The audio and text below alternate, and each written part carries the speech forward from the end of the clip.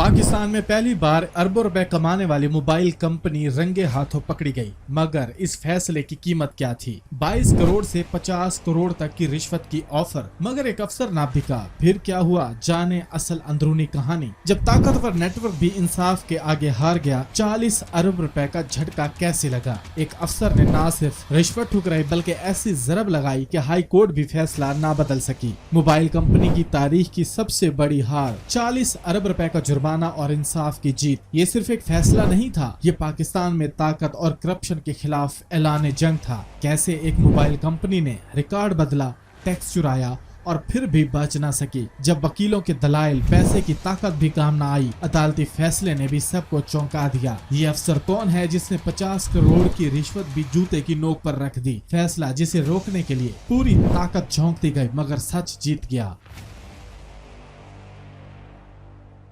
30 साल तारीख में पहली मर्तबा एपेलेट ट्रिब्यूनल इनलैंड रेवेन्यू के सीनियर तरीन मेंबर MM अकरम ने मुल्क भर में सबसे बड़ा मोबाइल नेटवर्क रखने वाली कंपनी मोबलिंग को रिकॉर्ड में हेरा फेरी और टैक्स चोरी करने का जुर्म साबित होने पर मजमूई तौर पर 40 अरब रुपए का जुर्माना किया है। और उन्होंने इतना मजबूत फैसला किया कि इस फैसले के खिलाफ अपील में हाई कोर्ट ने भी इस फैसले को बरकरार रखा। जराये के मुताबिक MM अकरम पर मोबलिंग को टैक्स चोरी साबित होने के बावजूद माफी दिलवाने और अकोमोडेट करने के हवाले से शदीद दबाव था, मगर MM अकरम ने जब किसी भी किस्म का दबाव और सिफारिश कबूल करने से इनकार कर दिया तो उन्हें मुबैना तौर पर 22 करोड़ रुपए रिश्वत की ऑफर दी गई, जो बढ़ते बढ़ते 50 करोड़ रुपए तक पहुंच गई। मगर जब MM अकरम ने बात मानने से इनकार कर दिया और मोबलिंग नामी मोबाइल कंपनी के खिलाफ सख्त तरीन फैसला दे दिया, तो इस फैसले के खिलाफ हाई कोर्ट में अपील दायर की गई। मगर senior member appellate tribunal inland revenue MM अकरम का फैसला इतना मजबूत था